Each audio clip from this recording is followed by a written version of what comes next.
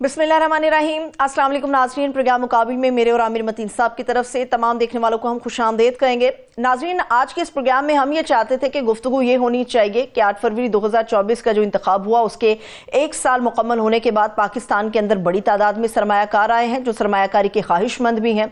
हम ये बात करना चाहते थे कि आम आदमी जिसको रोजगार की तलाश है उसके लिए बेहतरीन रोजगार के मौके पैदा कर दिए गए हैं। हम ये भी चाहते थे कि ये बात की जाए कि जो लोग अपने तहफ़्फ़ुज़ के लिए इस मुल्क को गैर कानूनी तौर पर छोड़कर जाने पर मजबूर हैं उनको पाकिस्तान के अंदर तहफ़्फ़ुज़ दिया जाए, रोजगार फराहम किया जाए, जिंदगी के बेहतर मौके मुयस्सर आने चाहिए।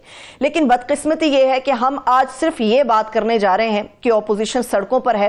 जिस पार्लियामेंट की तरफ नजरें थी वहां पर कानून साजियां जरूर हैं मगर उसमें आम आदमी का मुफाद कम, मगर ऐसा लगता है कि हुकूमत अपने तहफ़्फ़ुज़ के लिए कर रही है। जिन इंसाफ के लिए जिन इमारतों की तरफ एक आम आदमी देख रहा था, हमारी बदकिस्मती यह है कि वहां से ऐसी आवाजें हमारे सामने आ रही हैं जिसमें ऐसा लगता है कि आम आदमी के लिए इंसाफ के लिए कुछ भी मुयस्सर नहीं है। जो होना चाहिए था वो नहीं हुआ। 8 फरवरी 2024 को बड़ी तादाद में अवाम निकली, वोट भी दिया, मगर उस वोट से मुताल्लिक पाकिस्तान तहरीके इंसाफ का ये दावा भी है, उनके पास सबूत भी है कि वो मैंडेट हमारा था जो चोरी हो गया। आज 1 साल गुजरने के बाद मेरे पास कोई भी चीज अच्छी ऐसी नहीं है जो मैं आप लोगों के सामने बयान कर सकूं। इस पूरी सूरत हाल के ऊपर, वकला के ऊपर, पाकिस्तान की अदालतों के ऊपर, पार्लियामेंट और खासतौर पर हमारे सियासतदानों की सियासत के ऊपर बड़ी मुफस्सल हम गुफ्तगू करने जा रहे हैं। आमिर साहब, ये सारी चीजें हैं जिनकी कोशिश करेंगे कि आज के इस प्रोग्राम के अंदर हमारा अहाता हो सके। मगर सबसे पहले हमारे लिए जो मुसर्रत की बात है, खुशी की बात है कि आज हमारा 92 न्यूज़ अपनी 10वीं सालगिरह को सेलिब्रेट कर रहा है। माशाल्लाह 1 दिहाई का सफर हमने मुकम्मल कर लिया। जी, आप जिक्र कर रही थी कि क्या क्या शहर मुल्क के अंदर बुरा हो रहा है, मगर 6 फरवरी हमारे लिए ये बहुत बड़ी एजाज़ की बात है कि 10 साल 92 न्यूज़ को हो गए हैं और ये 10 साल के अंदर बहुत बड़े बड़े चैलेंजेस थे और हमने हमेशा कोशिश की है कि नाजरीन को अपनी पूरी जो है सच का जिस तरीके से भी जितने मर्जी मुश्किल हालात हों उसके अंदर बात करने की कोशिश की जाए और अच्छे तरीके से महज़ब तरीके से बात करने की कोशिश की जाए। और इसमें बिल्कुल ऑफ कोर्स जो है हमारी एडमिनिस्ट्रेशन का, हमारे मालकान का, उनका बहुत कोऑपरेशन लगा कि मुझे और आपको भी, हमने हमेशा ये आपके अपने हाथ में होता है कि आप कितनी इंडिपेंडेंस लेना चाहते हैं, मगर बाकी जगह मुझे 30-35 साल के अंदर, 35-40 साल के अंदर सहाफ़त के मुझे ये लेनी पड़ी, मगर यहाँ पे मुझे मिली, मुझे उसके लिए एफर्ट नहीं करना पड़ा। तो ये एक बड़ी एजाज़ की बात है। तो आज की बाकी स्टोरीज बेताशा हैं, उसके ऊपर तो जाएंगे, मगर मैं एक ज़रा साइड स्टोरी टच कर लूँ। आज जो एक बहुत बड़ा वाक़या हुआ है कि डॉन मीडिया ग्रुप ने एक इंटरनेशनल क्लाइमेट चेंज के ऊपर कॉन्फ्रेंस रही है। पाकिस्तान जो है दुनिया में टॉप मुल्कों में आता है जो जिसके अंदर मौसमियाती तब्दीलियों के सबसे बड़ा विक्टिम मुल्कों में से है और यहाँ हमारा जो है पानी की कमी होती जा रही है, मौसम तब्दील हो रहे हैं। इस साल खुशहाली की वजह से पहले ही गंदम की 50% जो है कह रहे हैं कि फसल शायद कम होगी, कभी बहुत ज़्यादा सैलाब और बारिशें आ जाती हैं और कई दफ़ा बिल्कुल खुशहाली होती है। एक बहुत बड़ी इंटरनेशनल कॉन्फ्रेंस वो ब्रीथ पाकिस्तान करवा रहे थे, उसमें प्राइम मिनिस्टर ने शिरकत करनी थी और पंजाब की चीफ मिनिस्टर मरियम नवाज शरीफ साहबा ने, उन्होंने भी शिरकत करनी थी और आखिरी वक्त में पता चला कि वो नहीं आए, उन्होंने इनकार कर दिया कि जी वो नहीं आ रहे। अब उसके अंदर खदशा ये जाहिर किया गया और तासुर भी ये बना कि वो शायद इसलिए नहीं आए कि उसमें केपी के chief minister Ali mean Gandapur साहब वहाँ पे शामिल हुए। अच्छा। हालांकि उन्होंने कोई सियासी तकरीर नहीं की, उन्होंने सिर्फ क्लाइमेट के इर्द गिर्द ही अपनी तकरीर रखी, मगर उस वक्त का शायद यही तासुर गया कि बुरा मनाने की वजह से प्राइम मिनिस्टर, आप देखें जब प्राइम मिनिस्टर ने, चीफ मिनिस्टर ने आना होता है पूरी सबकी क्लियरेंस होती है, पूरा इंतज़ार होता है और उसके अंदर ये एक इंटरनेशनल कॉन्फ्रेंस थी जिसमें वर्ल्ड बैंक की क्लाइमेट चेंज की डायरेक्टर भी थी और भी यूनाइटेड नेशंस की एजेंसियों के लोग थे और हम उन मुल्कों में से हैं जो कि पूरी दुनिया से इस वक्त तरला कर रहे हैं कि हमारे यहाँ क्योंकि फ्लड्स के वजह से बहुत नुकसान और हमारी बड़ी जो एमिशंस होते हैं उसके अंदर कम कंट्रीब्यूशन है। शायद ये जो दुनिया के टेम्परेचर बढ़ रहा है और एमिशंस की वजह से हमारी 1% भी नहीं है, मगर हम बहुत ज़्यादा उसके विक्टिम हैं और हम दुनिया से, यूनाइटेड नेशन से, डोनर एजेंसियों से मांग रहे हैं कि आप हमारी हेल्प करें क्योंकि ये हमारा कसूर नहीं है। और दुनिया भर के वहाँ पे लोग आए हुए थे। फिर उसके अंदर इंडिया, क्योंकि ये एक रीजनल मसला है, इंडिया के मंदूब थे, नेपाल के थे, बांग्लादेश के थे, दुनिया भर से लोग आए हुए थे। मगर वहाँ पे तासुर ये दिया गया कि हम अपना क्रॉस बॉर्डर ये एक इशू है, मगर हम क्रॉस प्रोविंस, क्रॉस पार्टी जो है मामला तय नहीं कर सकते, इंटरनल मामला नहीं तय कर सकते। तो उससे एक बहुत बुरा मैसेज गया और ये महसूस किया गया, मैं वहाँ पे मौजूद था। और ख़ास तौर पे मरियम जो है नवाज शरीफ साहबा, पंजाब जो है हमारे यहाँ एक 5th सीज़न आ चुका हुआ है, एक पूरा 2-3 महीने जो है पूरा लाहौर और पंजाब बंद होता है क्योंकि इतना ज़्यादा वहाँ पे स्मॉग का मसला होता है, लोग सांस नहीं ले पाते।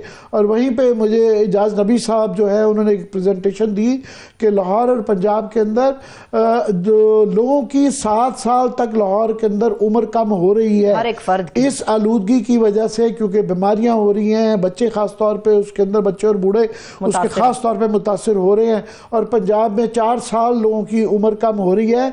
और उस ऐसे मौके के पंजाब की चीफ मिनिस्टर का आना बड़ा ज़रूरी था, क्योंकि हमारा ये कहना होता है कि ये सिर्फ लाहौर के अंदर हमारे इंटरनल मसला तो है, मगर ये क्रॉस बॉर्डर भी है, इंडिया से भी आलूदगी आती है। तो ये मौका था जहाँ हम अपना केस प्लीड कर सकते थे। तो ये दाखिली छोटे छोटे पैटी मसाइल की वजह से ये वहाँ पे ना आना, एक प्राइम मिनिस्टर का और चीफ मिनिस्टर साहबा का वहाँ आना एक बड़ा गलत मैसेज गया। तो मेरी सिर्फ उम्मीद ये है कि कल भी अभी वो कॉन्फ्रेंस जारी है, तो ये इस असर को ज़ाहिल कर देना चाहिए और उनको अपनी प्रेजेंस वहाँ पे शो करनी चाहिए। अगर कोई और नहीं है तो ऑनलाइन आके प्राइम मिनिस्टर या चीफ मिनिस्टर साहबा अपना मैसेज वहाँ पे रिकॉर्ड करवा। ये तो आप एक साइडलाइन इशू की बात कर रहे हैं आमिर साहब, जो मैंने बेशबहा आपके सामने इश्यूज रखे हैं वो सारे के सारे बुनियादी हैं और उन्हीं की खराबी है जो इस वक्त हम ये बैठे हुए और यहाँ पर बात कर रहे हैं, ये उसी की खराबी है। जी बिल्कुल वो है। अब दाखिली ये जो मसला है उसके अंदर जो आज सबसे बड़ी खबर तो ये है कि पहले जो है लाहौर हाई कोर्ट के भी 9 जज जो है एडिशनल जज आज अपॉइंट कर दिए गए हैं। एक बहुत बड़ा वकीलों का तबका, सिविल सोसाइटी, सहाफ़ी भी, बेताशा लोग पिटिशंस भी कर चुके हुए हैं कि जब तक 26वीं आईनी तरमीम जो है मंसूर अली शाह साहब जो लिख चुके हैं, इस्लामाबाद हाई कोर्ट के जज लिख चुके हैं कि 26वीं आईनी तरमीम फुल कोर्ट एक तो सुने, और जब तक वो ना सुनी जाए तो उस वक्त तक कम मौखर कर दिया जाए जुडिशल कमीशन के जजेस की अपॉइंटमेंट को। क्योंकि पहले जिस तरह पीसीओ के जजेस लगाए गए थे, जब उसको फारिग किया गया था वो सब जजों को घर भेजना पड़ गया। तो कल को इसका अगर फैसला आ जाता है कि वो इसको स्ट्राइक ऑफ कर दिया जाता है 26वीं आईनी तरमीम को, तो ये फिर ये एक एम्बैरेसिंग सिचुएशन होगी। मगर एक जल्दी है, उसके पहले जो है इस्लामाबाद हाई कोर्ट में भी लगा दिया गया और इस्लामाबाद हाई कोर्ट में तो इस बात से कभी है कि उनको सीनियरिटी भी दे दी, और इस बात का भी इम्कान हो सकता है कि शायद वहाँ पे या तो जो है सरफराज डोगर साहब जो कि जूनियर जज थे, सीनियरिटी उनको दे के शायद हो सकता है चीफ जस्टिस लगा दिया जाए, या इस खदशे का भी इजहार किया जा सकता है कि नेशनल असम्बली से बिल पास करवा के वहाँ भी उनको chief justice Islamabad high court का लगा दिया जाए। उससे पहले एक और नॉर्मली सिचुएशन आ गई है कि सिंध के अंदर, पंजाब के अंदर, इस्लामाबाद के अंदर और सुप्रीम कोर्ट के अंदर जो है आईनी अदालतें बन गई हैं, केपी में नहीं बनी। केपी में क्योंकि रेजोल्यूशन नहीं पास वहाँ की गवर्नमेंट कर रही, तो मुख्तलिफ अदालतों के भी 2-2 अदालतें हो गई हैं और एक सूबे में है, बाकियों में आईनी। अगर आप इजाजत दें मुझे आमिर साहब, चूंकि अदालतों के हवाले से भी बात कर रहे हैं और खासतौर पे पीका के एक्ट के हवाले से भी हम गुफ्तगू करेंगे। इस वक्त हमारे साथ सीनियर तर्जयकार मजहर अब्बास साहब मौजूद हैं। सर बेहद शुक्रिया आपके वक्त के लिए। जी, मैं मजहर अब्बास आपके इब्तदाई से आने से ज्वाइन करने से पहले आज एक सिचुएशन हुई, डॉन मीडिया ग्रुप ने एक इंटरनेशनल क्लाइमेट के ऊपर एक कॉन्फ्रेंस रखी हुई थी, प्राइम मिनिस्टर और चीफ मिनिस्टर साहबा ने वहाँ पे पंजाब की आना था और वो ऐन आखिरी वक्त में उन्होंने इनकार कर दिया वहाँ पे आने पे, और तासुर ये बना कि शायद क्योंकि अली मीन गंडापुर साहब को बुला लिया गया है तो वो नहीं आए, जिससे कि पूरा दुनिया भर में ये मैसेज गया कि हम अपने क्रॉस बॉर्डर मसले क्या हल करेंगे, हम यहाँ पे क्रॉस प्रोविंस, क्रॉस पार्टी मसले नहीं हल करने चाहिए। मैं चाहूँगा पहले उस पर आप ज़रा अपने तसव्वुरात का बयान कर दें। आमिर, अगर आपको याद हो, इस 90s में अक्सर ये हुआ करता था कि जब अगर मोहतरमा बेनजीर भुट्टो वज़ीर आज़म होती थी तो पंजाब में अगर नवाज शरीफ साहब वजीर आला हैं तो ऐसा हुआ कि वो उनको रिसीव करने एयरपोर्ट नहीं गए। और इसी तरह आईजीज के तबादले, चीफ सेक्रेटरीज के तबादले, वो कंट्रोवर्सीज, वो एक पीपल्स पार्टी और पीएमएलएन के दरमियान ये मुसलसल ये चलता रहा। और उम्मीद ये थी कि उसके बाद ये चीज़ें माइल्ड डाउन होंगी, कुछ अब रियलाइज करेंगे पॉलिटिशियन। लेकिन जिस तरह आज का उन्होंने कहा कि एक इतना बड़ा इवेंट था और इतना इम्पोर्टेंट इवेंट था क्लाइमेट का, आप आए, आपकी बात जाहिर है आपने उसके साथ थोड़ी बैठना है, आपने अपनी बात करनी, अपनी बात करके चले जाना है। तो हमारे यहाँ ये जो एक बिल्कुल पर्सनल लड़ाई बना ली जाती है, पॉलिटिकल हम डिफरेंसेस के बजाय पॉलिटिकल एनिमिटी बन गई है हमारे यहाँ इस चीज़ की, जिस तरह की टर्म्स। और ये किसी एक पार्टी का या एक फरीक का नहीं है, ये हमारी एक जो है एक नॉर्म्स बन गई हैं कि हम बिल्कुल पॉलिटिकल डिफरेंसेस को टॉलरेट ही नहीं कर रहे। हमारी यहाँ टॉलरेंस लेवल ये पहला अच्छी बात थी कि मीडिया ग्रुप ने इनिशिएटिव लिया कि, और उम्मीद की जाती है इंडिया, बांग्लादेश और नेपाल में भी शायद किया जाए, क्योंकि सार्क इधर ख़त्म हो चुका हुआ है। तो ये एक इनिशिएटिव बड़ा ज़रूरी है, क्योंकि माहौल हमारा, हम उन मुल्कों में आते हैं जो कि सबसे ज़्यादा सफ़र कर रहे हैं, और एक 5th सीज़न आ चुका है ख़ासतौर पर पंजाब में और लाहौर में, जहाँ स्मॉग की वजह से लोग मर रहे हैं, बच्चे मर रहे हैं। उस पर ख़ासतौर पर पंजाब की चीफ मिनिस्टर साहब का ना आना और लाहौर की लीडरशिप का और प्राइम मिनिस्टर का खास तौर पे तकलीफदेह था। ये आमिर देखे ना, क्लाइमेट के हवाले से ये पूरी कॉन्फ्रेंस थी इतनी बड़ी, और यहाँ नजर ये आया कि हम पॉलिटिकली पोल्यूट हो चुके हैं। पॉलिटिकल पोल्यूशन से ही हम बाहर नहीं निकल रहे, हम एनवायरनमेंट को क्या बेहतर करेंगे। तो ये बिल्कुल क्लियर कट मैसेज था। मेरा ख्याल है जो चीफ मिनिस्टर का ना आना अफसोसनाक है इस पूरी सिचुएशन में। अब मैं जरा लोकल पॉलिटिक्स पे आ जाऊं। पॉलिटिक्स ही वो कहने का तो अदालती मामला है और वो पॉलिटिक्स नहीं है, मगर अब अदालत और जो है ना सियासत और अदलिया एक ही चीज़ के दो नाम रह गए हैं। तो इस वक्त सूरत हाल ये है कि पाकिस्तान का जो अदालती निज़ाम है, एनॉमलीज हैं। पहले तो हर कोर्ट के अंदर दो अदालतें, एक आईनी अदालत है, एक दूसरी अदालत है। और यहाँ भी एक सलाउद्दीन साहब, बैरिस्टर साहब ने उस दिन खदशे का इजहार किया कि इस बात का इम्कान हो सकता है कि इस्लामाबाद में भी नेशनल असम्बली से रेजोल्यूशन पास करवा के यहाँ ले आएँ। दूसरा ये कि बाकी सारे सूबों में एक आईनी अदालत एग्जिस्ट करती है, केपी में क्योंकि वहाँ की असम्बली ने नहीं किया तो वहाँ पे आईनी अदालत नहीं है। तो एक मुल्क है, दो तीन किस्म के निज़ाम चल रहे हैं, क्या कहेंगे?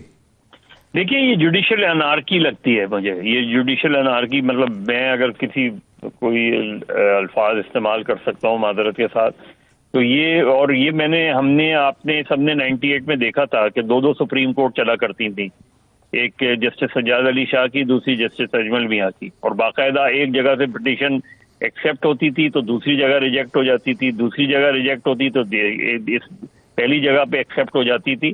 तो बाकायदा पैरेलल सुप्रीम कोर्ट्स भी चलते हुए देखा है हमने, और ये बिल्कुल उसी तरफ बात जा रही है। हर तरफ इस्लामाबाद हाई कोर्ट में एक क्योस था, और ये इस्लामाबाद हाई कोर्ट का क्योस शुरू हुआ था जब 6 जजेस ने अपनी कंसर्न शो की थी, खत लिखा था। कोई उन्होंने बाहर किसी को खत नहीं लिखा था, उन्होंने अपने ही चीफ जस्टिस को और सुप्रीम कोर्ट के चीफ जस्टिस ऑफ पाकिस्तान को खत लिखा था। कोई भी आप उनकी दरखास्त पर कोई तो जवाब आता, कोई तो एक्शन होता, कोई तो बात आगे बढ़ती या खत्म होती बात। अब उसके बाद हमने अब ये 5 जजेस वाला मामला देखा तो एक क्योस लग रहा है, एक जुडिशल क्योस लग रहा है, पॉलिटिकल क्योस लग रहा है, जुडिशल अनार्की लग रही है, पॉलिटिकल अनार्की की तरफ हम जा रहे हैं जी। एक अब और जो लेटेस्ट मामला ये है कि 8 फरवरी को पीटीआई ने अपना एहतजाज अनाउंस किया हुआ है, और इस वक्त अदालतों से ये अभी तक फैसला नहीं हो पा रहा कि लाहौर में उनको मीनार पाकिस्तान पे जलसा देना है, बाकी यहाँ इस्लामाबाद में और बाकी शहरों में इजाज़त मिलती है नहीं मिलती। तारीखी तौर पे ये देखा गया कि जब भी इस तरह की सिचुएशन होती थी, अदालतें जो हैं वो पब्लिक के साथ होती थी कि आज़ादी इजहार और पार्लियामेंट, क्योंकि हमारे आइन के अंदर बुनियादी हकूक में शामिल है लोगों को जलसे का, अपना पुरअमन एहतजाज करने का, ये राइट को अदालतें प्रोटेक्ट करती थी।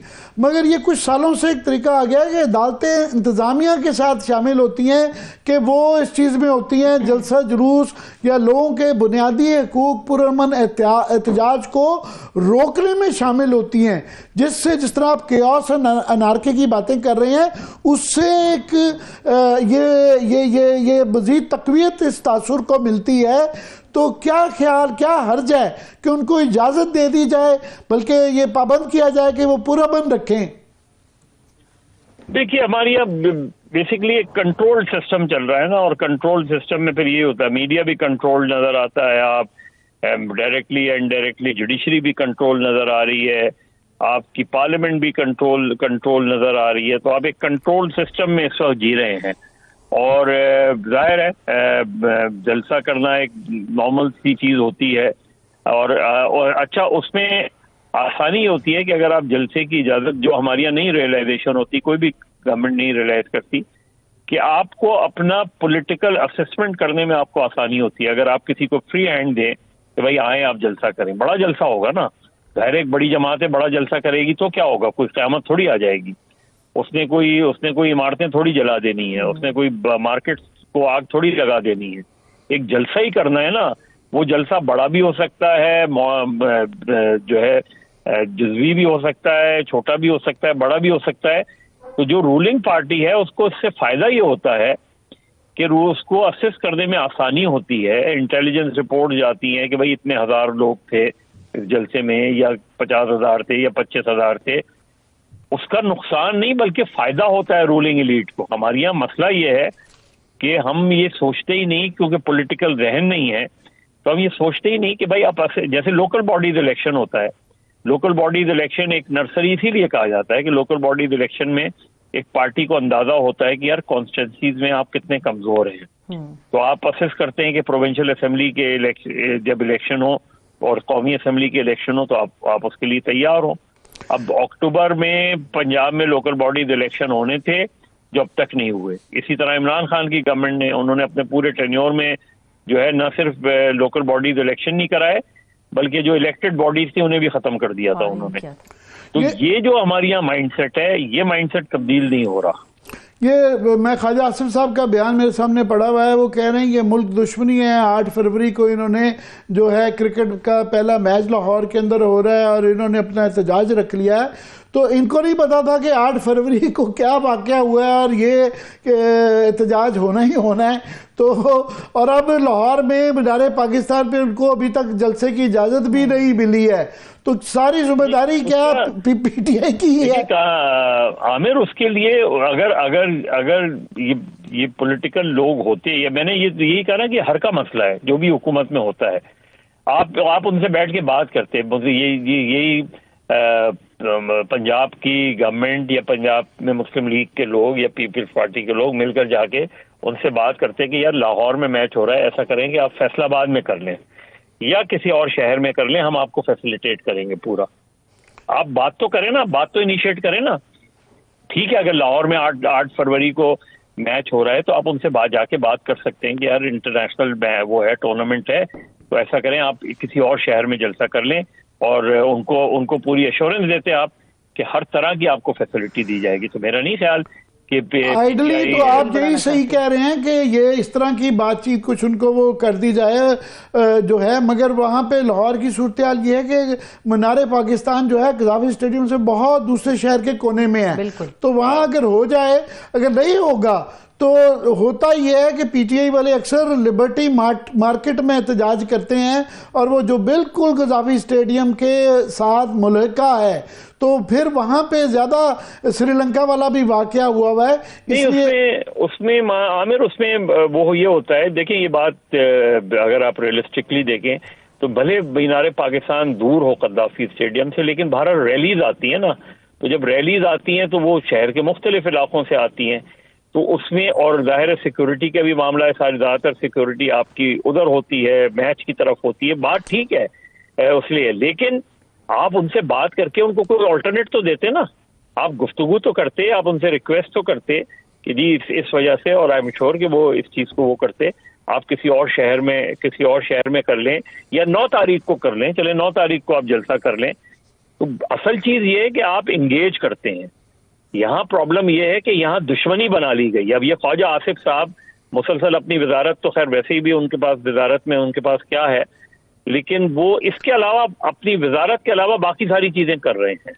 सही है। तो चीज ये है कि इंगेज नहीं कर रहे, आप इंगेज ना करने की वजह से चीजें खराब हो रही हैं। सर ये जो सारी हम गुफ्तगू कर रहे हैं, बेसिकली उसकी वजह तो वही एक इंतखाब है, और उस इंतखाब से मुतालिक जो पतन है, उनकी तरफ से एक रिपोर्ट भी आज जो है उसको जारी किया गया, बड़ी खतरनाक इंकशाफात से भरपूर वो रिपोर्ट है। इस वक्त पतन के सरबराह सरवर बारी साहब ने भी हमें ज्वाइन किया है। सर बेहद शुक्रिया आपके वक्त के लिए। आमिर साहब, पतन से रिलेटेड जरा बात। जी सरवर बारी साहब, ये मैं देख रहा था पतन की रिपोर्ट 8 फरवरी आ रही है, ये उसकी 1 साल होने पे आप खुद ही इसके जरा मंदरजात बता दें कि आपकी क्या फाइंडिंग्स हैं। बेसिकली अगर हम देखें कि 8 फरवरी तक जो कुछ पाकिस्तान में हुआ वो सबके सामने है, पूरी दुनिया को मालूम है कि पीटीआई से बल्ले का निशान ले लिया गया, यानी कि लोगों को महरूम कर दिया गया कि अपने पसंद की पार्टी को वोट न डाल सकें। उसके अलावा खान साहब को डिस्क्वालीफाई किया गया। तो बहुत सारी ऐसी चीज़ें हैं जो हमें नज़र आती हैं। फिर जो वोटर रजिस्ट्रेशन का मामला था, डीलिमिटेशन का मामला था, हर कदम के ऊपर जैरी वेंडरिंग नज़र आती है, मैनिपुलेशन नज़र आती है, कोर्जन नज़र आती है। सुप्रीम कोर्ट और इलेक्शन कमीशन एक पार्टी नज़र आता है जो कि आइन और कानून की, आइन का आर्टिकल 218 की खुल्लम खुल्ला खिलाफ वर्जी थी।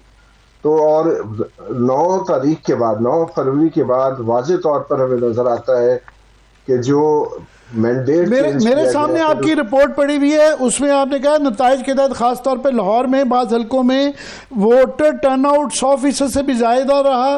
नवाज शरीफ साहब के हल्के में NA 130 के अंदर नताइज के तहत टर्नआउट 102% था, और ज़्यादा टर्नआउट वाले कौमी हलकों के मुतालिक सूबाई हलकों में औसत टर्नआउट 40% था। कौमी असम्बली के 70 हलकों के 421 पोलिंग स्टेशनों में 0 या 50 से भी कम वोट पड़े। जी वो खवातीन के वोट हैं, लेकिन मैं ये आपको शेयर कर लूं कि ये जो 2-3 चीज़ें बड़ी अहम है। पहली तो ये है कि जो सूबाई असम्बली और कौमी असम्बली के मुश्तरका पोलिंग स्टेशन होते हैं, वहां पर कभी भी टर्नआउट में फर्क ज्यादा नहीं होता था। 1% से कम रहता था, क्योंकि जो भी वोटर अंदर जाता है वोट डालने के लिए, उसको 2 बैलेट पेपर मिलते हैं और दोनों का इस्तेमाल किया जाता है। ये पहली दफा हमें नजर आया है कि NA 130, NA 128, NA 28 पेशावर और इसके अलावा कराची की बहुत सारी जो कौमी असम्बली की सीटें हैं, वहां पर कौमी असम्बली और सूबाई असम्बली के टर्न आउट में जमीन आसमान का फर्क है, और वो इलेक्शन कमीशन की वेबसाइट के ऊपर पड़े हैं। ये सब चीजें हम अपनी तरफ से नहीं कर रहे, ना हमने कुछ सर्वे किया, ये इलेक्शन कमीशन की वेबसाइट के ऊपर जो। मैं मजहर साहब के आपकी इजाजत से व्यूज ले लूं। मजहर, ये जुमला मुकम्मल कर लूं, जुमला मुकम्मल करने दीजिए। तो ये सारा डेटा हमने इलेक्शन कमीशन की वेबसाइट से लिया है, और लाहौर में NA 130 को और 128 की मिसाल हम दे रहे हैं कि वहां पर कौमी असम्बली में जो टर्न आउट है वो 80% से लेकर 102% है, और उन्हीं पोलिंग स्टेशनों में टर्न आउट सूबाई असम्बली का 41% है। तो ये कभी हुआ नहीं है। मजहर, ये आपने सुना, एक ओवरऑल तो सारा चल ही रहा है, मगर ये कभी नहीं हुआ कि 3 टाइम प्राइम मिनिस्टर के अपने हल्के में इतना ज्यादा एनोमलीज हैं, क्या कहेंगे?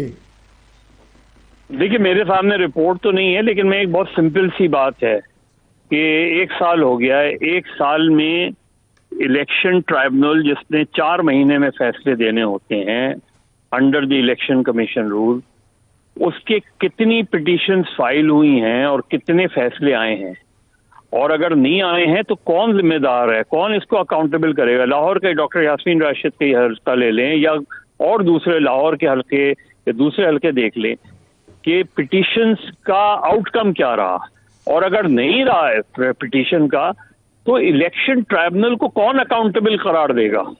मतलब एक आदमी को, एक अदालत को या ट्राइब्यूनल को मैंडेटरी है कि उसने 4 महीने में फैसला देना है।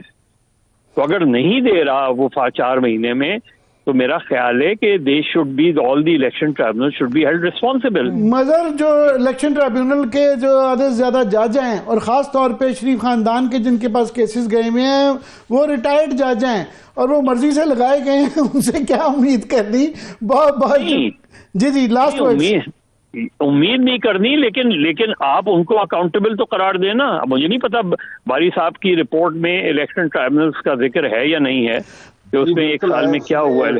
जी, मुझे पूरा जिक्र है, एक पूरा सेक्शन है जी, मैंने देखी नहीं, इसीलिए मैंने कहा कि मुझे पता नहीं। जी, पूरा सेक्शन है, और उसमें पंजाब में तो अभी तक जो 90% से ज्यादा केसेस हैं, जो पिटीशन है, उनके ऊपर हियरिंग शुरू ही नहीं हुई।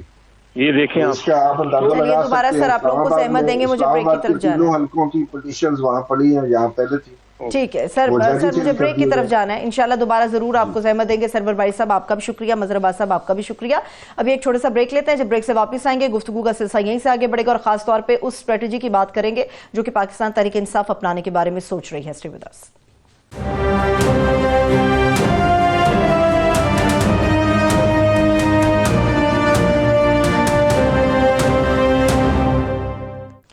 ब्रेक के बाद एक मरतबा फिर से हम आपको खुशामदीद कहेंगे। अब जो मोस्ट इंपॉर्टेंट चीज़ है वो ये है कि अपोजिशन और ख़ासतौर पे पाकिस्तान तहरीक इंसाफ की 8 फरवरी से रिलेटेड क्या स्ट्रैटेजीज़ हैं, क्योंकि मुख्तलिफ तरीके की चीज़ें, मुख्तलिफ किस्म के हवाले और मुख्तलिफ किस्म के फैसले और स्टेटमेंट्स हमारे सामने आ रहे। इस पर बात करने के लिए हमारे साथ बैरिस्टर अबूजर सलमान नियाज़ साहब भी मौजूद है। सर बेहद शुक्रिया नियाज़ साहब, थैंक्स सो मच आपके वक्त के लिए। वो जी अबूजर, अभी एक तो हमें बताइएगा लेटेस्ट लाहौर में जो आपको एहतजाज के लिए जो मीनार पाकिस्तान के लिए मांग रहे थे, सूरत-ए-हाल वहां पे क्या है? देखिए आमिर साहब, हमने जो आइन और कानून के मुताबिक रास्ता था, हमने डीसी साहब को दरख्वास्त दी थी 29 तारीख को। फिर उसके बाद हमने लाहौर हाई कोर्ट में पिटीशन फाइल की। आज लाहौर हाई कोर्ट के जस्टिस फारूक हैदर साहब ने डायरेक्शन दी थी डीसी साहब को कि आज आप 4 बजे तक इस पे फैसला कर दें इनकी दरख्वास्त पे। लेकिन अभी तक हमारे वकला जो है वो बैठे रहे 9 साढ़े 9 बजे तक उनकी ऑफिस के बाहर। आलिया हमजा भी इनफैक्ट गई वहां पे, लेकिन वहां से कोई जवाब मौसूल नहीं हुआ। तो अब तो ये हालात ऐसे आ गए हैं 26वीं आईनी तरमीम के बाद कि पहले भी थोड़ा बहुत तो इनको डर होता था आला अदलिया के जजेस के कंटेम्प्ट से या कोई ऑर्डर से, लेकिन अब तो मेरे ख्याल से जो अफसरशाही है वो पीडीएम रजीम की जो उनकी पैटर्नाइज हुई है उसके साथ, अब तो उनको फिक्र भी नहीं है कि अदालतें जो मर्जी ऑर्डर पास करें, उन्होंने उसकी परवाह नहीं वही ऑर्डर नहीं हुआ। अब हमारी स्ट्रेटजी जो है, अब देखें हमने अपने बैकअप प्लान भी बना, जो केपी है वो सवाबी में सब भरपूर शिरकत करेंगे वहां पे। जो हमारा जलसा होगा 8 तारीख को, पहले हमें तशवीश थी पहले कि जो जुनैद अकबर साहब का बयान आया था कि हम जो है जीटी रोड अटक से और मोटरवे भी बंद कर देंगे, शांगला भी बंद कर देंगे अगर हमें रोका गया। अभी तो ऐसी ज़रूरत ही नहीं है, क्योंकि सवाबी के अंदर जलसा है। फिर आप लोग जो है एक मुस्बत बात आई है कि अपने अपने शहरों में एहतजाज करें, तो लिहाजा कोई तशवीशनाक सूरत हाल तो नहीं है। देखिए अभी जो फॉर इंस्टेंस सवाबी में और नॉर्थ पंजाब जो है और जो केपी है वो तो सारा सवाबी में करेगा, वहां पे इंशाल्लाह आपको एक बड़ा पावर शो नजर आएगा। फिर बाकी जो है सारा जो सेंट्रल पंजाब है और साउथ पंजाब है और बाकी जो सिंध है, कराची है, सारा वहां पे हमने पहले सोचा कि यूसी लेवल पे हो कि एमएनए लेवल पे हो। फिर डिसाइड पार्टी ने यही किया कि वहां पे एमएनए लेवल तक, हल्के लेवल तक, हर हल्के में एक रैली होगी, एक जुलूस होगा, एक आप उसको मिनी पावर शो, मिनी जलसा भी कह सकते हैं हल्के लेवल पे। तो वहां पे हम सारे एहतजाज करेंगे और इसका मकसद ये नहीं है कि उस दिन कोई पाकिस्तान में इनकलाब आ जाए, सिर्फ हम अपना प्रोटेस्ट रजिस्टर कराना चाहते हैं कि 8 फरवरी को इस मुल्क में जो इंटरिम गवर्नमेंट थी और सिकंदर सुल्तान राजा जो आर्टिकल 6 का मुजरिम है, उसने काजी फायदीसा ने और इस मुल्क के इदारों ने मिलकर इस मुल्क के जो शहरी है उनका जो पॉलिटिकल विल उन्होंने एक्सरसाइज की थी, जो उन्होंने मैंडेट दिया था एक पॉलिटिकल पार्टी को 2/3, वो छीना गया। हमें भी इसके अंदर राजा साहब पे बड़े इल्जाम है, मगर मुजरिम थोड़ा सा सख्त हो जाता है। मगर हुकूमत को मेरा ख्याल है कोई एतराज नहीं होना चाहिए कि अगर आप अपने सूबे में और अपने अपने इलाके में कर रहे हैं। असल मसला तो था कि जब इस्लामाबाद की तरफ आप मार्च करते हैं उस पे अंदेशे और फिर उस पे मसला होता है। ये तो बड़ा वो होम्योपैथिक एहतजाज है, बड़ी अच्छी बात है। नहीं आमिर साहब, नहीं आमिर साहब, आपको पता नहीं, शायद आप ऑप्टिमिस्टिक ज्यादा हैं। हुकूमत को तो इस चीज पे भी एतराज है कि मैं एक पाकिस्तान तहरीक इंसाफ का झंडा भी बाहर लेके निकलूं यहां पंजाब के अंदर। अभी यहां पे पिछले 3 दिन से क्या हो रहा है, हमारे सारे जो टिकट होल्डर्स हैं, MNAs MPAs हैं, उनके घरों पे छापे मारे जा रहे हैं, उनके फर्नीचर तोड़े जा रहे हैं, उनकी दीवारें फलांगी जा रही हैं। कोई चादर और चार दीवारी का तकद्दुस जो है उसका कोई तकद्दुस नहीं रहा। ये पिछले 2 दिन से यही हो रहा है, पुलिस को इस्तेमाल किया जा रहा है। फिर उसके साथ साथ देखें, ये क्योंकि आपको मैं वही बात कर रहा हूं, फॉर्म 47 के थ्रू एक हुकूमत मुसल्लत की गई है, इनका मैंडेट जाली है, इनका जो एडिफिस है, बेसिस है, वो जाली है, वो इलेक्शन की चोरी पे बेस्ड है। इस वजह से थोड़ी सी भी कोई शख्स आवाज निकालता है तो इनके जो पांव हैं वो कांपने लग जाते हैं, ये लरजने लग जाते हैं कि कहीं इनको यहां से उठा के अवाम नीचे ना फेंक दे, बाहर ना फेंक दे निकाल के। ये सारा डर है, तो इसी वजह से सूरत हाल ये है कि पहले जो लग रहा था कि जो जुनैद अकबर साहब को लगाया गया है कि वो अभी बिल्कुल डिफरेंट होगा, बड़े कंफ्यूजिंग सिग्नल्स आए।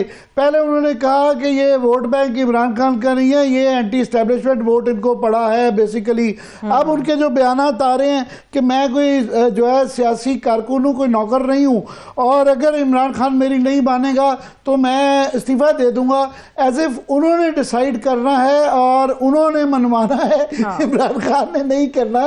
तो ये क्या कहाँ से ये बंदे लाते हैं आप?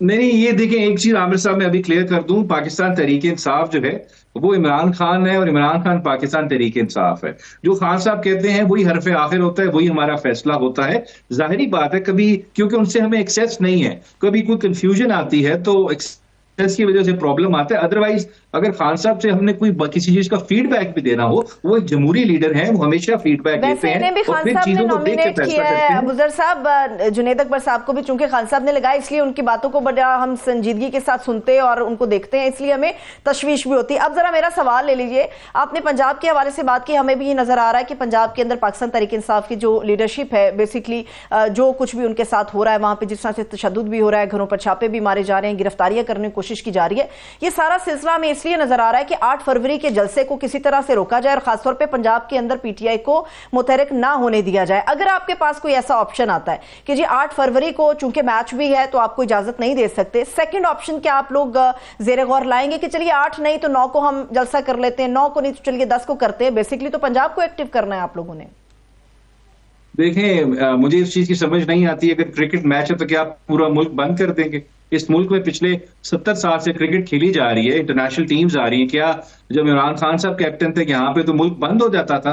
अब वहां पे भी तो उस वक्त भी मैचेस होते थे। ये बहाना है सिर्फ पाकिस्तान तहरीक इंसाफ को रोकने से कि वहां पे लोग बाहर ना निकलें, अपनी आवाज जो है वो पूरी दुनिया तक, इस मुल्क की आवाम तक ना पहुंचाएं और ना बताएं लोगों को कि जिन्होंने इलेक्शन चोरी किए थे। कि वो चे गुएरा था, उसने बड़ी प्यारी बात की थी, आमिर साहब आपके सामने भी पेश करता हूं इस चीज को, कि जो लोग कहते हैं ना निजाम के खिलाफ आवाज उठाने से कोई फर्क नहीं पड़ता, ये बात बिल्कुल गलत है।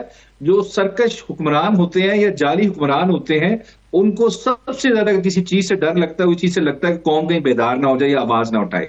सो डिसेंट हो, इनसे डिसएग्रीमेंट हो या इनकी चोरी को हम सामने लाएं, लोगों के जिन्होंने इलेक्शन चोरी किया है, इस चीज को अगर सामने लाना चाहें, अपनी आवाज बुलंद करना चाहें, तो इस हुकूमत के पांव कांपते हैं, ये लरजती है, ये कांपती है। क्रिकेट का इसलिए हवाला दिया जाता है कि इमरान खान बहरहाल क्रिकेटर रहे हुए हैं, क्रिकेट के हीरो रहे हुए हैं, और आखिरी दफ़ा पिंडी में मैं आपका प्रोटेस्ट था तो क्रिकेट मैच होने की वजह से उन्होंने कैंसिल कर दिया था। तो ये इसलिए ये एक उम्मीद लगाई जाती है कि क्योंकि तारीख भी रही हुई है कि श्रीलंका की टीम के ऊपर यह हमला रहा, 10 साल पाकिस्तान में क्रिकेट नहीं हुई। एक इशू तो है, क्रिकेट वाले दिन मैच भी है और एहतजाज भी है।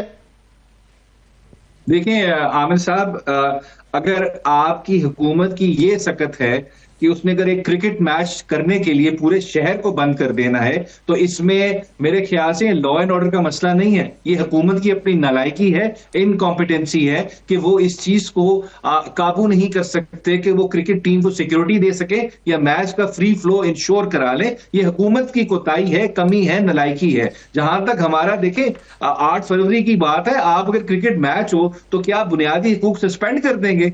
आर्टिकल 16, आर्टिकल 15, आर्टिकल 17, आर्टिकल 19 आइन का मुझे इजाजत देता है मैं बोलूं, मैं अपना एहतजाज रिकॉर्ड करूं, मैं असेंबली करूं, मैं प्रोटेस्ट करूं, मैं जो मर्जी करूं। आप इस तरह बुनियादी हुकूक को सस्पेंड नहीं कर सकते। या तो इमरजेंसी इंपोज कर दें जी, मुल्क में मैच हो रहा है क्रिकेट का, हम इमरजेंसी इंपोज करते हैं, बुनियादी हुकूक खत्म कर रहे हैं हम एक दिन के लिए। ऐसे नहीं होता कि आप क्रिकेट मैच के लिए पूरे मुल्क को जो है वो एक डेडलॉक की शेप में आप बंद कर देंगे जी, हम कुछ और नहीं करने देंगे। ये सिर्फ इनकी नीयत खराब है। हमें एक ग्राउंड दे देते, वहां पे हम अपना कर लेते एहतजाज जो था मीनारे पाकिस्तान पर अभी ओपन क्वेश्चन है, उम्मीद की जाती है कि उम्मीद की जाती है, देखते हैं कि मीनारे पाकिस्तान आपको अलाउ करते हैं या नहीं करते हैं। मैं जरा एक और टॉपिक पे भी आपके व्यूज चाह रहा हूं कि आज जो है लाहौर हाई कोर्ट के भी 9 जजेस एडिशनल जजेस लगा दिए गए हैं, और ये भी हमारे प्रोग्राम में बैरिस्टर सलाहुद्दीन ने ये खदशे का इजहार किया कि इस बात पे भी गौर हो रहा है कि नेशनल असेंबली से भी रेजोल्यूशन पास करवा के इस्लामाबाद हाई कोर्ट में भी जो है आईनी अदालत बना दी जाए। जी बिल्कुल। देखें आमिर साहब, जो इस मुल्क में ये सारी डेवलपमेंट्स हुई हैं खासकर जुडिशियल साइड पे, ये जब इस्लामाबाद हाई कोर्ट के जजेस का लेटर आया, जब उन्होंने बताया कि किस तरह मुदाखलत हो रही है, उनकी फैमिलीज को प्रेशराइज किया जा रहा है, टॉर्चर किया जा रहा है, उसके बाद एक पूरा डिजाइन बना। मैं तो उसको एक इवल डिजाइन कहूंगा कि हमने जुडिशरी को किस तरह काबू करना है, और काबू क्यों करना है? इंश्योर करना है कि इमरान खान जेल में रहे या पाकिस्तान तहरीक इंसाफ डिसमेंटल हो, इनको इंसाफ ना मिले। टारगेट ये था। अब वहां तरीकाकार क्या था? आइन में तरमीम करके जजेस जो काबू नहीं आ रहे, जो इंडिपेंडेंट जजेस हैं, उनको साइडलाइन कर लिया जाए या उनको हटा दिया जाए, या नए जजेस भर्ती करके अपने मर्जी के फैसले लिए जाएं। फिर तरमीम ही ऐसे की गई, ढांचा ऐसा बनाया गया, अब जज वही अपॉइंट होंगे, या तो वो की गुड बुक्स में हो, या पाकिस्तान मुस्लिम लीग नवाज के बहुत करीबी हो, या पीपल्स पार्टी के बहुत करीबी हो, उसके अलावा कोई क्वालिफिकेशन नहीं है। ये कह देना बुजुर्ग के जो है वो सारे जज मुस्लिम लीग के ही होंगे, उनमें से कई जज हैं जो कि इंडिपेंडेंट भी हो सकते हैं। और ये मैं नहीं, मेरा हाल सलमान अकरम राजा साहब ने भी आज फरमाया है कि उनमें से कई जज देखिए आमिर साहब, मैं आपको बात करता हूँ, मेरी बात सुने, मेरी बात सुन ले। देखिए मैं ये नहीं कह रहा उनको अपॉइंट जो किया, देखिए मुझे तरीकाकार से इख्तलाफ है, उसमें बड़े काबिल एहतराम लोग हैं, लेकिन तरीकाकार क्या है? मेरी जब अपॉइंटमेंट मरहून मिन्नत होगी हुकूमत वक्त की, उनके वोट पे डिपेंडेंट करेगी, तो फिर जाहिरी बात है मुझे वो तरीकाकार सस्पिशियस लगेगा, डूबियस लगेगा। अब उस शख्स को कंफर्मेशन के लिए भी हुकूमत के वोट चाहिए, अपॉइंटमेंट के लिए भी वोट चाहिए उस जज को, तो इस तरीकाकार से मुझे इख्तलाफ है, मैं उससे एग्री नहीं करता। अभी आप जजेस के नाम, मैं बारी बारी सबके नाम नहीं ले सकता, आप सारे 9 जजेस देखें, उस पर थोड़ी इन्वेस्टिगेशन करें, आप देखें उनको किसने प्रपोज किया, वो किसके करीबी समझे जाते थे, सारी चीजें आपके सामने अया होकर आ जाएंगी कि अपॉइंटमेंट्स कैसी हुई हैं। और अगर लिस्ट देखें आप, उसके अंदर बड़े टॉप के प्रोफेशनल वकील थे जिनको मंसूर अली शाह साहब ने नॉमिनेट किया था, मैं उनसे सीखा हूं, ऐसे वकील है उसके अंदर, उनको इग्नोर करके सियासी वकीलों को वोट करके आपने जज बना दिया। So there is a problem with the process, जो प्रॉब्लमेटिक है। फिर कल को ये जज जब बनेंगे, कंफर्म होंगे, तो उनसे मैं क्या उम्मीद करूंगा इंसाफ की, जिनके अपॉइंटमेंट प्रोसेस पे ही सवाल उठते हैं। ये इस्लामाबाद का ये जो मैंने कहा खदशे का इजहार किया जा रहा है कि यहाँ भी एक आईनी अदालत बना के, क्योंकि सरफराज डोगर साहब अगर नहीं चीफ जस्टिस बनते तो फिर सारी एक्सरसाइज का सियासी मंतक नहीं समझ आती कि उनको वहाँ से पंजाब से बुला के कंट्रोवर्सी भी क्रिएट की गई, सीनियरिटी भी दी गई, और चीफ मिनिस्टर नहीं बनाना था, तो फिर ये करने की क्या जरूरत है? देखें अब ये इस्लामाबाद में जिस तरह लाया गया, ये आर्टिकल 200 क्लियरली कहता है कि चीफ जस्टिस की कंसल्टेशन से बनेगा, मतलब कि मीनिंगफुल कंसल्टेशन। अब चीफ जस्टिस ने चले कंसल्टेशन की है, वो याया साहब इसको डिफेंड भी कर रहे हैं, लेकिन वो कंसल्टेशन क्या थी? क्या उसके अंदर कोई रीजनिंग थी? कि आपने क्यों सरफराज डोगर साहब को चूज करके यहां लेके आए या बाकी 2 हाई कोर्ट जजेस को। मैं उन पे कोई बात नहीं कर रहा, काबिल एहतराम है, लेकिन क्या रीजन था कि बाकी 14 को इग्नोर करके आप एक जज को पॉइंट आउट करके ले आए। दैट मींस आपका जो प्रोसेस है वो आर्बिट्री है, ये ऑब्जेक्टिव क्राइटेरिया फॉलो नहीं किया, किसी डिस्क्रेशन को आपने स्ट्रक्चर तरीके से एक्सरसाइज नहीं किया, इसमें प्रॉब्लम्स हैं। फिर अगर आप आईनी बेंच बनाएंगे, इसमें जस्टिस मियां गुल औरंगजेब, इसमें जस्टिस कियानी हो गए, बाकी सारे जजेस वो जो पिछले दिनों आपकी गले की हड्डी बन गए हैं क्योंकि आपकी बात नहीं मान रहे, प्रेशर को रजिस्ट कर रहे हैं, उनको आपने साइडलाइन करके नए जजेस को ऊपर लेके आना है, उनको कॉन्स्टिट्यूशनल बेंच में डाल देना है ताकि आपका काम हो जाए। क्योंकि कल को खान साहब के सारे केसेस की अपीलें इधर ही आनी है, रिट पिटीशन यही फाइल होनी है, अगर कोई एग्जीक्यूटिव से इशू है, सारा कुछ है। जाहिर बात है पूरा इंतजाम किया गया है, पहले तरमीम की गई। जस्टिस याहिया अफरीदी का कहना है कि ये बहुत खुश आइन है और इससे वफाक बहुत ज्यादा मजबूत होता है। और ये भी मैं सुन रहा था कि जो आपके सुप्रीम कोर्ट बार के प्रेसिडेंट हैं रऊफ साहब, वो कह रहे थे कि बड़ी अच्छी बात है, मजीद तकवीत वफाक को देने के लिए जो इस्लामाबाद के जो जजेस हैं उनको दूसरे सूबों में, बलूचिस्तान या बाकी पंजाब में भी भेजना जरूरी है, इससे वफाक और मजबूत होगा। अच्छा, ये देखिए वफाक पहले से मजबूत था क्योंकि उस इस्लामाबाद हाईकोर्ट में अभी भी जजेस बलूचिस्तान के हैं, केपी के हैं, सिंध के हैं, मैं नाम ले सकता हूं। लेकिन जहां तक बात है, अगर इनको इतना शौक है, जरा 1 महीने के लिए जस्टिस बाबर सतार और जस्टिस कियानी को बलूचिस्तान हाईकोर्ट भेजें, फिर मैं देखता हूं ये वहां से वापस उनको खुद भेजेंगे अगर उन्होंने वहां पे मिसिंग पर्सन के केसेस सुनना शुरू कर दिए। तो इस वजह से सोच के बोलें कि क्या वो बात कर रहे हैं। मेरी नजर में ये सारी जो बात है, ये जो ट्रांसफर की गई है, ये सारा प्रोसेस जो है क्वेश्चनेबल है। I don't agree with it. इस तरह जजेस को नहीं लाना चाहिए था। बिल्कुल इंप्रेशन ये जा रहा है कि इस्लामाबाद हाई कोर्ट की जो इंडिपेंडेंस है उसको डायलूट करने की अटेम्प्ट है, और ये इसको हम रजिस्ट करेंगे, इसको हम नहीं मानते। जिस फोरम पे हम जब बैठेंगे हम इसको क्रिटिसाइज भी करेंगे और इसके खिलाफ प्रोटेस्ट भी करेंगे।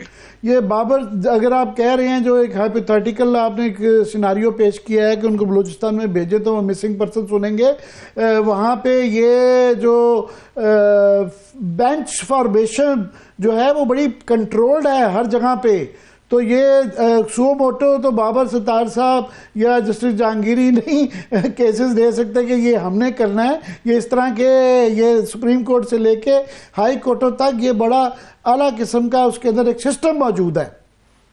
क्यों भूल जाते हैं आप? बिल्कुल सही कह रहे हैं। देखिए पहले ऐसे नहीं था आमिर साहब। ये जो 26वीं आईनी तरमीम के बाद और कादी फायद ईसा साहब ने जो रोल प्ले किया और फिर याहिया अफरीदी साहब ने इसको रोका नहीं, उसके बाद से मुझे लगता है कि अब जुडिशरी पे कब्जा हो चुका है और इस कब्जे को छुड़ाने के लिए बहुत बड़ी लंबी जंग लड़नी पड़ेगी, बड़ी जंग लड़नी पड़ेगी। और अगर हमने ये मान लिया तो ये पाकिस्तान का मेरे ख्याल से आखिरी दिन होगा जमहूरियत का पाकिस्तान में, क्योंकि जमहूरियत 2 चीजों से बची रहती है, एक मीडिया से और एक इंडिपेंडेंट जुडिशरी से।